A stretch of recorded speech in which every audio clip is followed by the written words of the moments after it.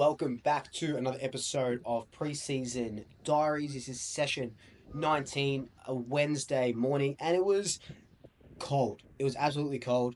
I'll give you a word of warning that whenever you come to training, or even just in life, when you want to go out, make sure you check the weather. I was in shorts and a t-shirt, and I was freezing my ass off. I had to go and buy a Nike hoodie at the Collingwood club store. But it was a nice, easy training session today.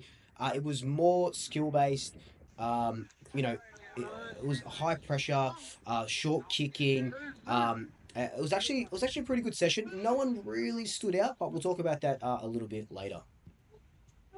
Throughout this video, you'll see that I tried to hone in on a couple of players. I honed in a lot on Reef because when everyone was starting to get into training, he was doing these sort of run throughs on the hill. I don't know what sort of happened with him, but he had a bit of a niggle throughout the whole session.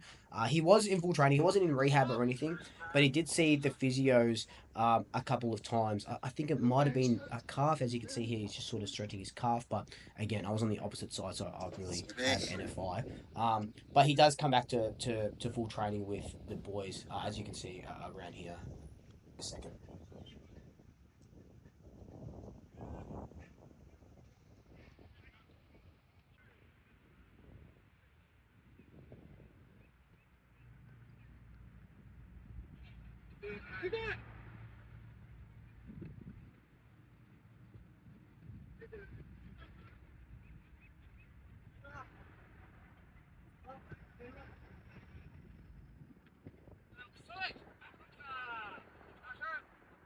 So here's one of the drills where they were really in tight, in a small sort of box area, black on white. It was like whoever can get the ball to one of the trainers in blue, that would get a point.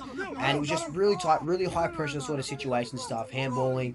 It was actually really good to see that they're going, they're sticking to that sort of high pressure football that we've known to love, and everyone was really getting into it, which you absolutely do love to see.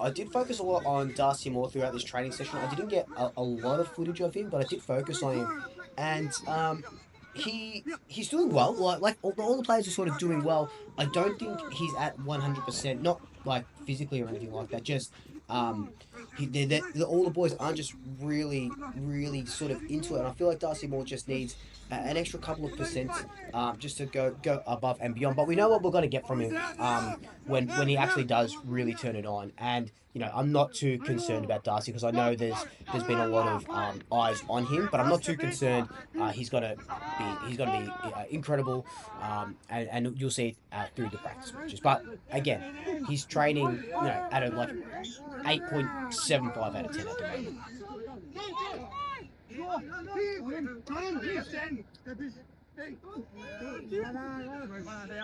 Another guy I tried to focus on a lot was Shooter, so Lockie Schultz. As you can see here, I just keep the camera trained to him. I love Schultz. You can see that he just breaks that tackle there. He is so strong around the hips, built like a brick house, and he's deceptively quick. Except for there's a bit of footage a bit later where he gets run down by Billy Farrington. But you can see here he has that sort of burst and turn of speed, which you love from that high half forward that is going to play a defensive role. And he's just been smashing it in every training session. I just haven't gotten a lot of footage of him, but I love what he brought to training today.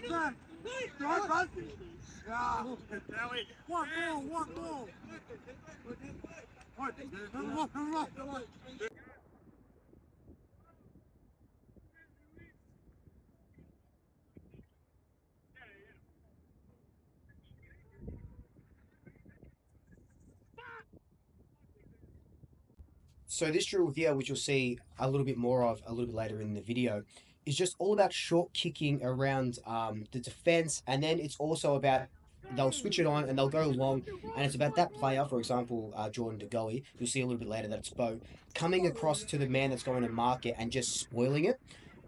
So it's all about short kicking, and then it turns it on its head when they go long, and then it turns into get to the ball as quickly as you can from a far away position and kill it.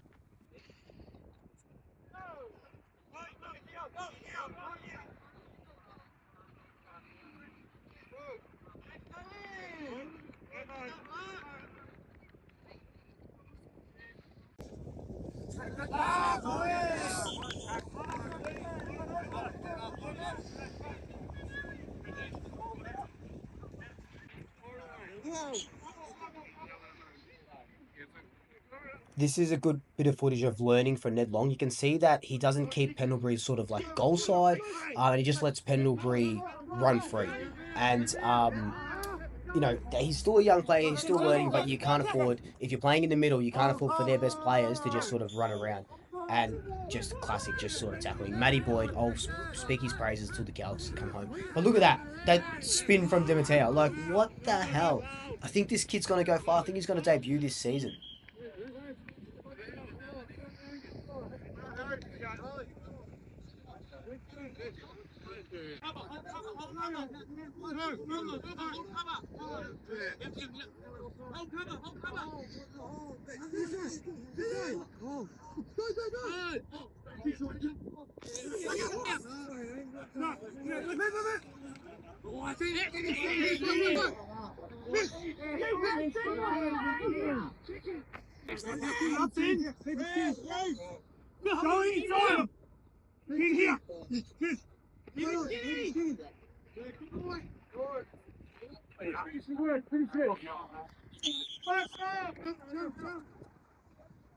No.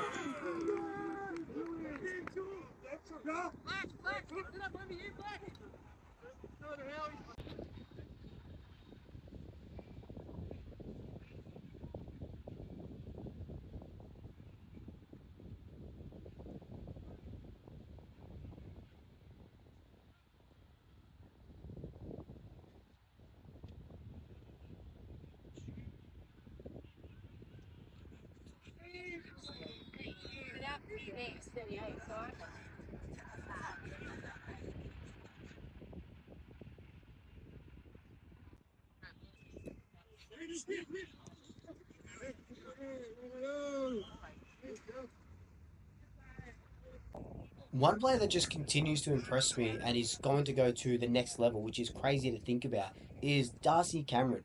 The other video I said that DMX Day couldn't drop any marks. Darcy Cameron's pretty much the same. He's just marking everything, and he looks to improve on last season. This is just Reef going off. Still don't know what's happened, but he goes off for a little bit, then he comes back on. So I don't think it's anything to worry about, just something that they're monitoring.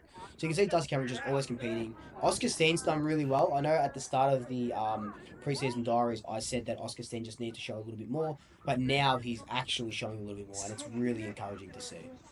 One player that I do want to see just again just take his game a little bit further. He's trying, so the effort's there. Is just Charlie Dean. Like, I can't see him going past Billy Frampton. I definitely can't see him going past Reef McInnes. I definitely think Reef is ahead of Frampton, and speaking of Frampton, ahead of Frampton, and definitely ahead of Charlie Dean. But I want Charlie Dean to be that sort of Howie replacement, but he just maybe in the VFL we'll see a little bit more. But just that training, he's got all of the signs and all the attributes, and he is really trying. But it just needs to click a little bit more.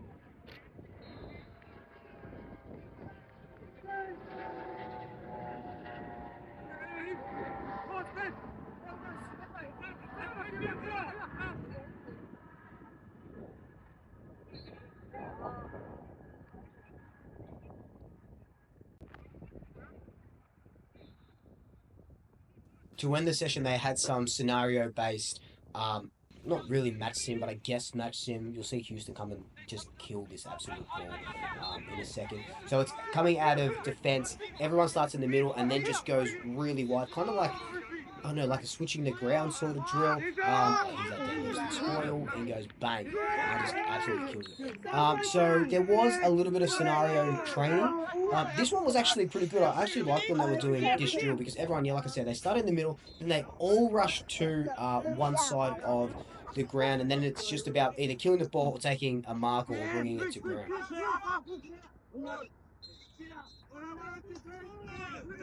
Turn off the sleeves when you're up pretty well, don't you? Yeah. I'm happy when it's bloody 36 degrees, not when it's bloody 21 or 20 degrees or 18 degrees like it is today. Sidey always wears a cap, doesn't he? Who? Sidey. Yeah.